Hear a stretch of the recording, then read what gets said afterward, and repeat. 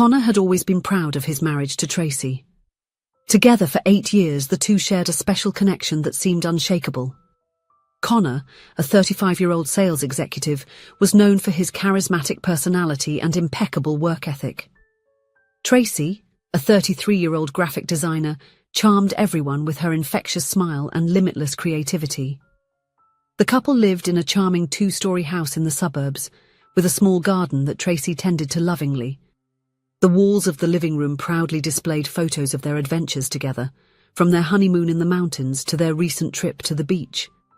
To anyone looking from the outside, they seemed like the perfect couple.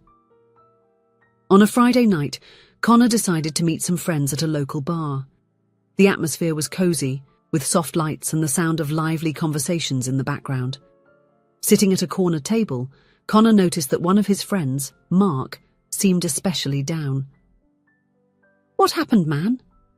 You look awful," Connor asked, concerned. Mark let out a long sigh, as if gathering the strength to say out loud something that still hurt too much. He ran his hand over his face, visibly shaken, before finally confessing, "I found out that Jessica cheated on me while I was traveling for work last month." His voice was heavy with bitterness, and his eyes, once full of energy, now seemed distant, trapped in painful memories. He gripped the drink glass in his hands, his knuckles turning white, as if he were trying to contain both anger and pain at the same time. "It was a blow. I would never have imagined that from her," he added with a dry, humorless laugh. "I spent weeks trusting blindly, sending messages saying I missed her. Meanwhile, she was in someone else's arms." The group around the table fell silent, absorbing the confession, while Mark looked away, trying to hide the gleam of hurt threatening to overflow from his eyes. Connor felt a pang of pain for his friend. "I'm sorry, Mark. That's terrible." Mark shook his head, his face contorted with anger and sadness. "You know what's worse? I should have noticed. There were signs everywhere, but I was too blind to see." "What signs?" another friend asked hesitantly. "The missed calls when I was away, the lack of enthusiasm when I returned home, the receipts from places I didn't recognize," Mark listed, his voice choked. "And the worst part is that all her friends knew. They never keep something like this to themselves.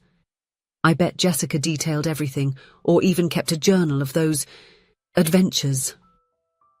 Connor felt a knot in his stomach upon hearing his friend's bitter words. He tried to offer some comfort. "Hey, not all of them are like that. My wife, for instance, would never do such a thing."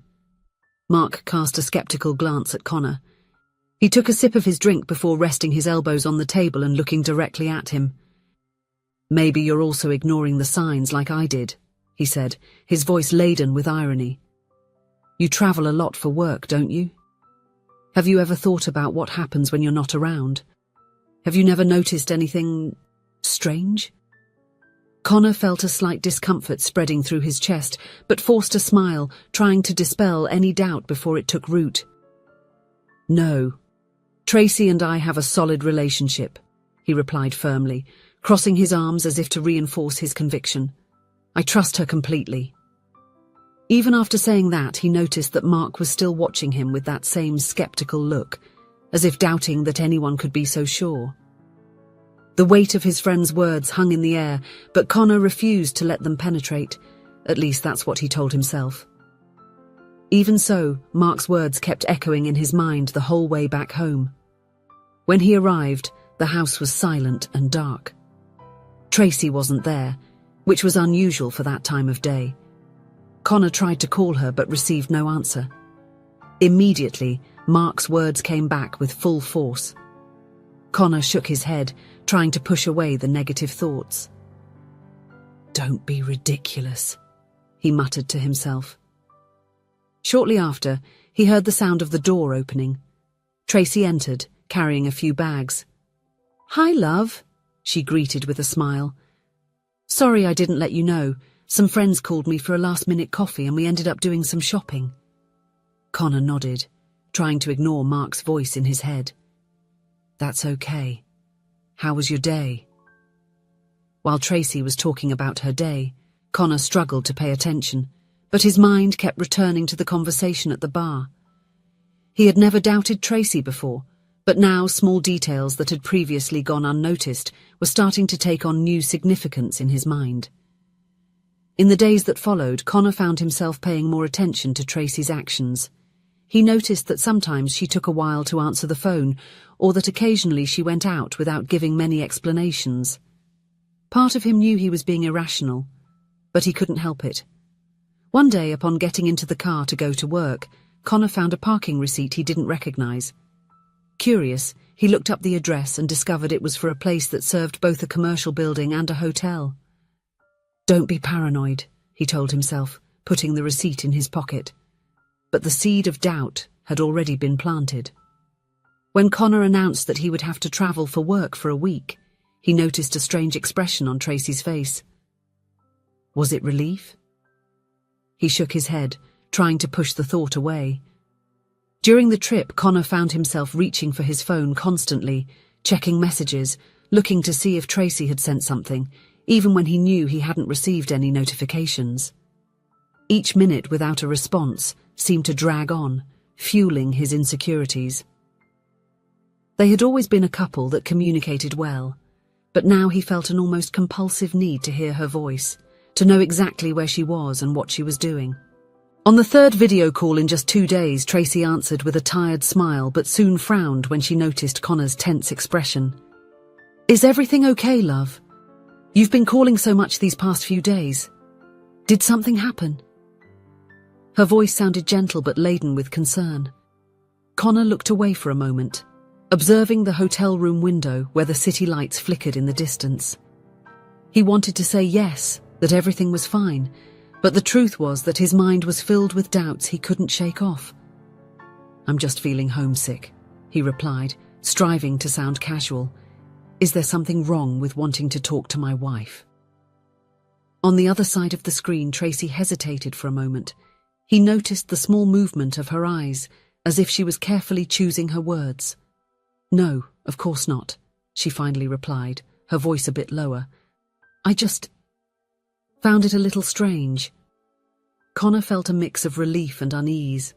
Her tone wasn't accusatory, but the hesitation in her response reignited something within him. He wanted to believe there was no reason for distrust, but at that moment, he couldn't shake the nagging feeling that something wasn't right.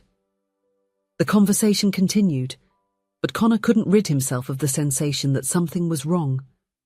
The next day, when he called Tracy at lunchtime and she didn't answer, his heart raced. 2 hours later, when she finally returned the call saying she was at a work commitment, Connor asked to make a video call. "Oh, I can't right now, love. I'm a little busy," Tracy quickly replied. At that moment, all of Connor's doubts and suspicions exploded. He could no longer concentrate on work. He decided to move his flight up and return home a day early, without informing Tracy. When Connor arrived home, he found the place empty. Heart pounding, he climbed the stairs to the couple's bedroom.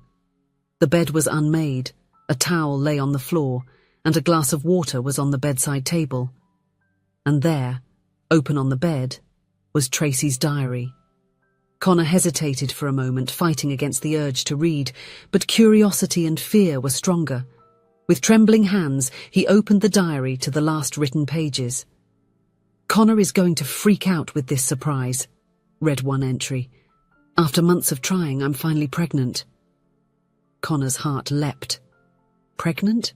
He continued reading, eager. "I am preparing a surprise for when he returns from the trip to tell him about the pregnancy," read another page. The last entry, however, made his blood run cold. "I didn't wake up feeling well. I had severe cramps during the night, took showers in the early hours, but nothing seems to ease the pain. In the morning, I will go to the doctor and—" The sentence was abruptly cut off. Connor felt a wave of guilt and worry wash over him. Where was Tracy? He tried calling her but got no answer. In desperation, he called Tracy's mother, who informed him that his wife was admitted to the hospital. Connor rushed to the hospital, his heart racing. Upon arriving at the parking lot, he recognized it as the same from the receipt he had found days earlier. Everything was starting to make sense, and he felt terribly ashamed for his suspicions. He found Tracy in a hospital room, pale but awake. Her eyes widened in surprise when she saw him. "Connor? What are you doing here? I thought you wouldn't be back until tomorrow," she said, her voice weak. Connor approached the bed, taking Tracy's hand in his. I came back early. Tracy, I'm sorry. I was an idiot." Tracy frowned, confused. "What are you talking about?" Connor took a deep breath and confessed everything. The doubts planted by Mark's story, his unfounded suspicions, how he had read her diary. Tracy listened in silence, her eyes filling with tears. "Oh, Connor," she whispered when he finished. "How could you think something like that?" "I know, I was a fool," Connor replied, his voice choked with emotion. "I let someone else's words poison my mind. Please forgive me." Tracy squeezed his hand. "This wasn't how I planned for you to find out about the pregnancy." Connor felt his heart fill with joy and relief. "It doesn't matter, my love. I'm so happy you can't even imagine." Tracy smiled, but soon her face turned serious. "The doctor said I need to rest throughout the pregnancy. There was a small bleeding, but the baby is fine." Connor nodded, determined. "I will take care of you. I won't leave your side for even a second." "Well, at least I'll know where you are all the time," Connor joked, a weak smile on his lips. The couple laughed, feeling the weight of the past few days dissipate. Connor knew he had a lot to make up for, but he was grateful for the chance to do so. As he held Tracy's hand, he promised himself never to let the experiences or words of other people shake his confidence in the love they shared. That night, sitting beside Tracy's bed in the hospital, Connor realized how easy it is to let fear and distrust take over when surrounded by stories of betrayal and disappointment. He almost allowed someone else's painful experiences to overshadow the truth of his own relationship. He learned, the hard way, that each story is unique, and projecting others' insecurities onto his own life only leads to unnecessary pain. As Tracy slept peacefully, Connor made a silent vow to never again let external influences undermine his trust in the woman he loved. He knew that the road ahead, pregnancy, parenthood, and all the challenges that would come, would require patience and faith. But he now understood that the true strength of love lies not in the absence of doubts, but in the daily choice to trust, understand, and walk side by side, regardless of what the outside world says. If you enjoyed the story, please leave a comment with a rating from 1 to 5 to show how much you liked it. Also, watch the video that is now appearing on your screen. See you soon.